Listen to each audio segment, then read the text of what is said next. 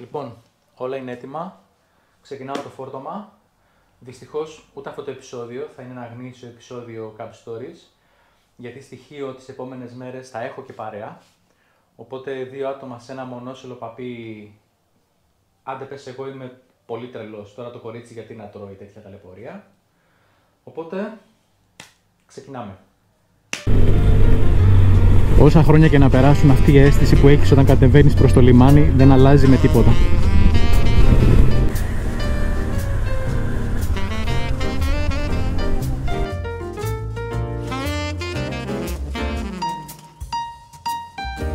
Η Χίος έχει καθημερινή σύνδεση με τον Πειραιά, εκτός Σαββάτου νομίζω, με βραδινό δρομολόγιο. 8 με 9 ώρες κάνει το καράβι.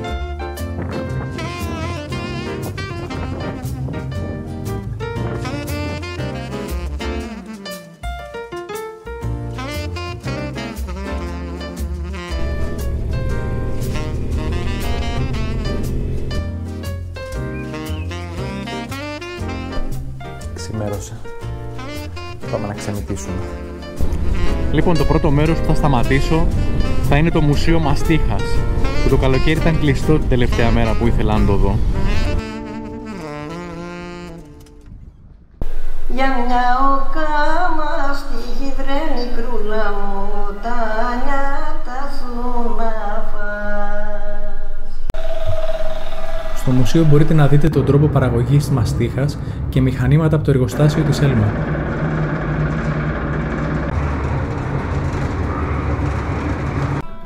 Προβάλλεται επίσης ένα πολύ όμορφο βίντεο με την ιστορία του νησιού. Ο εξωτερικός χώρος είναι επίσης όμορφα διαμορφωμένος, γεμάτος μαστιχόδεντρα.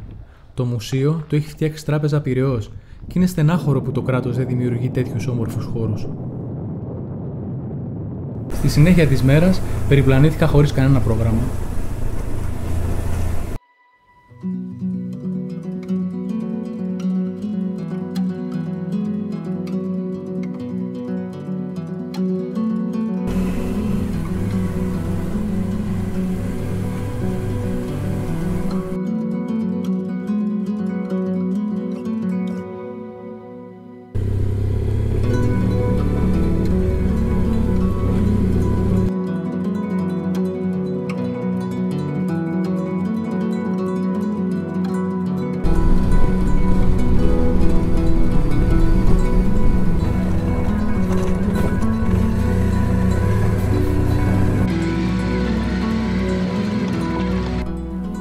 Αφού ακολούθησα το συγκεκριμένο μονοπατάκι που στο τέρμα του έχει αυτό το παλιό ανεμόμυλο, το συγκεκριμένο σημείο έχει και πολύ ωραία θέα, που στο βάθος βλέπω ένα παλιό χωριουδάκι. Το κινητό μου το γράφει, ο χάρτης δηλαδή, μου το γράφει ότι λέγεται Βέσα.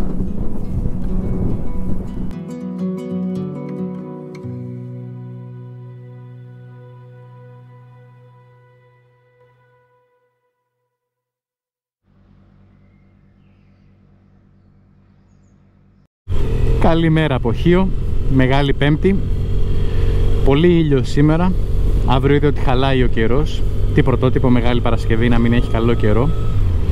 Και να πούμε σε αυτό το σημείο ότι η Χίος είναι μία από τις περιοχές της Ελλάδας με την περισσότερη ηλιοφάνεια.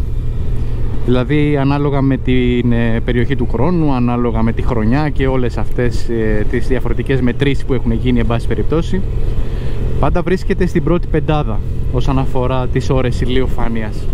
Και αν αναρωτηθείτε ποιοι είναι οι πρωταγωνιστές στην Ελλάδα όσον αφορά τον ήλιο, είναι η Ιεράπετρα στην Κρήτη και η Ρόδος.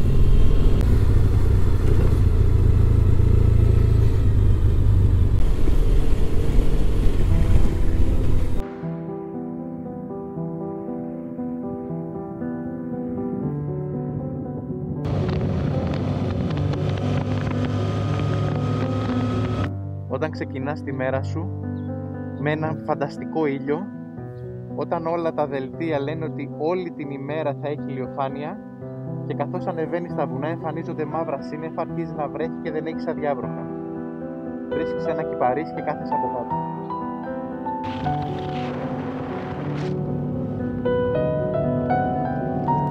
Βρήκα τώρα αυτό το εκκλησάκι στο οποίο θα κάτσω λίγο να ξεκουραστώ μέχρι να περάσει και αυτό το μαύρο σύννεφο που είναι από πάνω. Το έχουμε πει ότι πάντα οι καλύτερες στιγμές ενός ταξιδιού είναι οι απρόβλεπτες.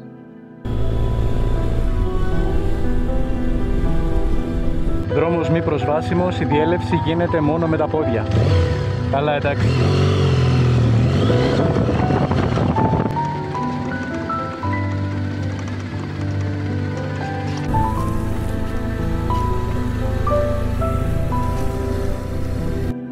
Λοιπόν, αυτό το φανταστικό μέρος, αυτός ο φανταστικός κόλπος, αυτή η φανταστική ακτογραμμή, αυτή η φανταστική παραλία, δεν μπορώ να σταματήσω να λέω πόσο ωραίο είναι αυτό το μέρος. Λέγεται Τραχύλι. Με το αυτοκίνητο βέβαια λίγο δύσκολο να κατέβετε, εκτός αν έχετε τζιπάκι. Έχετε στα αριστερά σας ένα λόφο, βέβαια τώρα έχουμε κόντρα ήλιο, όπου επάνω έχει ένα πύργο. Νομίζω πιο φανταστικό σκηνικό δεν θα μπορούσε να στηθεί. Αλλά και αμέσως μετά, στο δρόμο μου για τον Ανάβατο, είδα άλλον έναν όμορφο κόλπο με παραλία.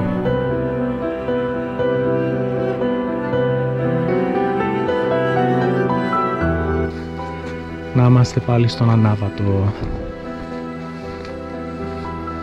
Τι λέτε, θα έχει ανοίξει από το καλοκαίρι επάνω?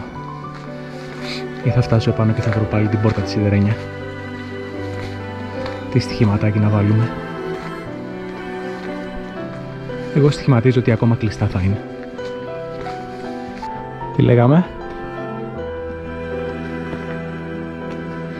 Ιούνιος, Ιούλιος, Αύγουστος, Σεπτέμβριος, Οκτώβριος, Νοέμβριος, Δεκέμβριος, Ιανουάριος, Φεβρουάριος, Μάρτιος, Απρίλιος. Μετρήστε μήνες. Ακόμα κλειστά.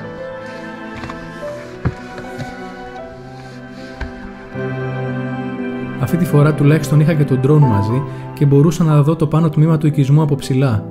Ίσως τελικά αυτός να είναι ο μόνος τρόπος να βλέπουμε τους αρχαιολογικούς χώρους που είναι κλειστοί. Να πρέπει να πάμε να πάρουμε όλοι ένα drone.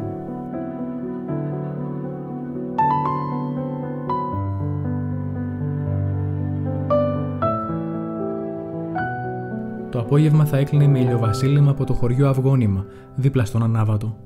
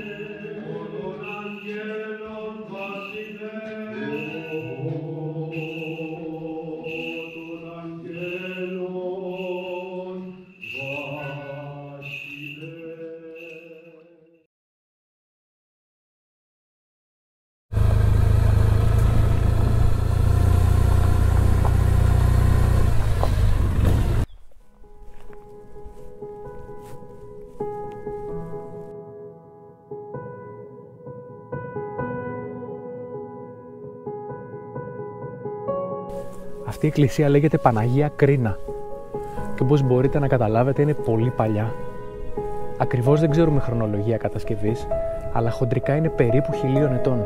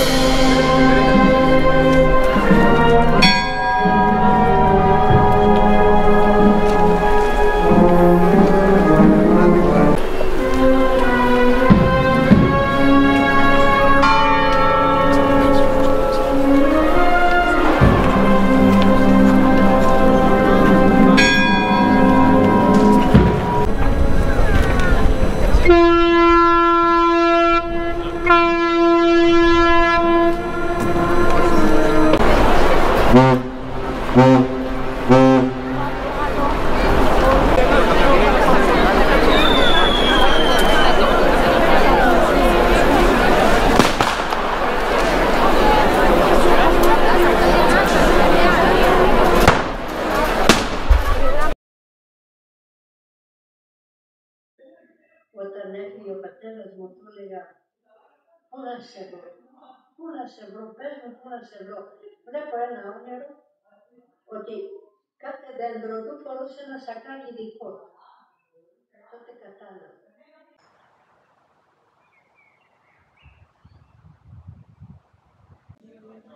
Η Ερμηνεία έχει πάθει ένα κοκομπλόκο γιατί το μαγαζί που ήρθαμε, που είναι το καφέ από το Μουσείο Εσπεριδοειδών, της θυμίζει το σπίτι που μεγάλωσε. Ήταν το σπίτι μου αυτό. Είναι ακριβώς το σπίτι που έχω ζήσει τα παιδικά μου χρόνια. Ο κήπος, το σπίτι, τα πάντα. Οι πέτρες. Καλώς ήρθατε στο κάμπο μου, στο αρχοντικό μου.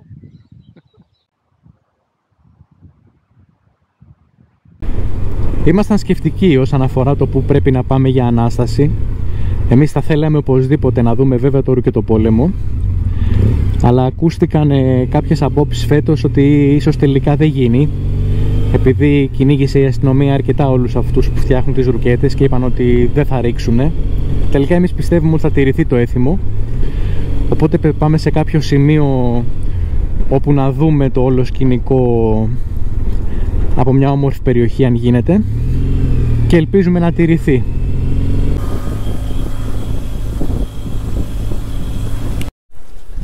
Πού έχουμε έρθει, ξέρεις? Στον Άγιο Ισίδωρο. Στον Άγιο Ισίδωρο Σικιάδας.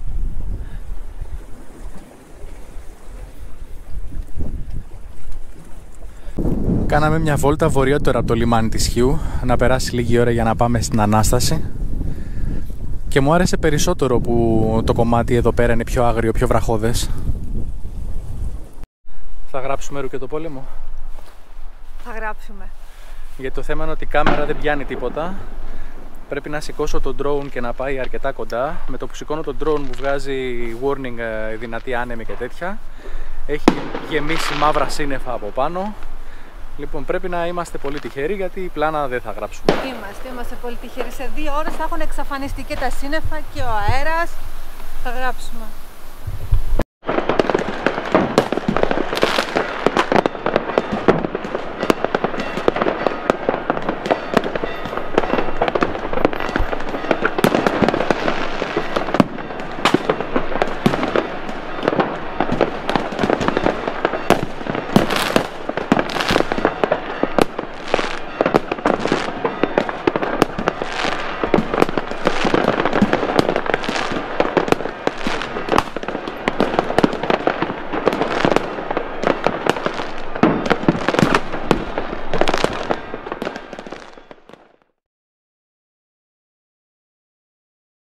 Καλημέρα, Πασχαλιάτικα από το νησί.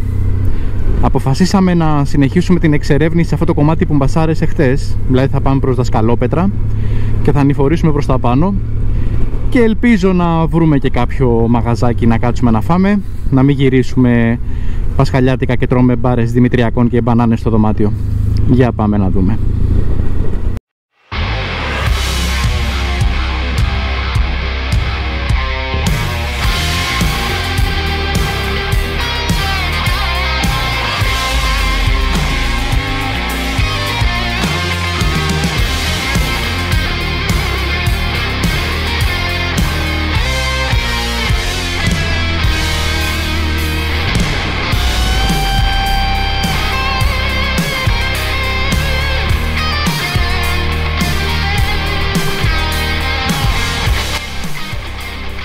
Είναι πολύ ωραίο.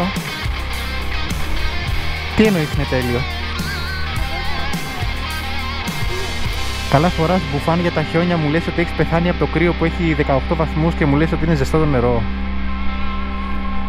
Είστε τρελές οι γυναίκες με τη θερμοκρασία.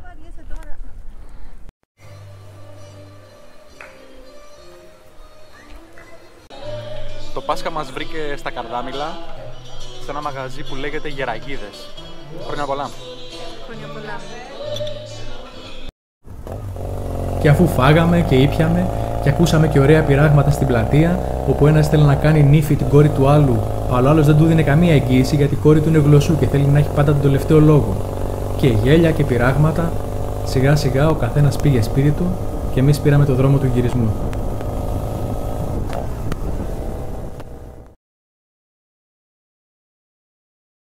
Καλημέρα, καλησπέρα. Δευτέρα του Πάσχα, μεσημεράκι.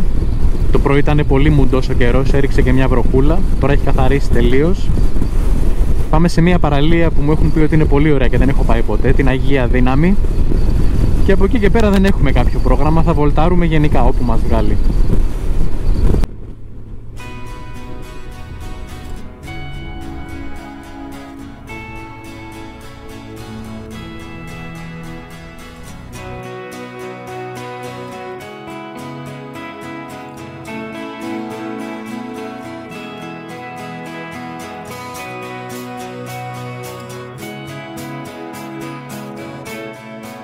Η παραλία με τα τυρκουάζ νερά όντως άξιζε και μετά αποφασίσαμε να πιούμε ένα καφέ στα μεστά. Μαστίχα, πώς το πάμε, κρονός. Μαστίχα με βύσσινο. Δεν θες εσύ, Είναι πάρα πολύ ωραίο, αλλά κρυώνω. Λοιπόν, θα δοκιμάσω και Άντε, εγώ. θα δοκιμάσω. Είναι πάρα πολύ ωραίο.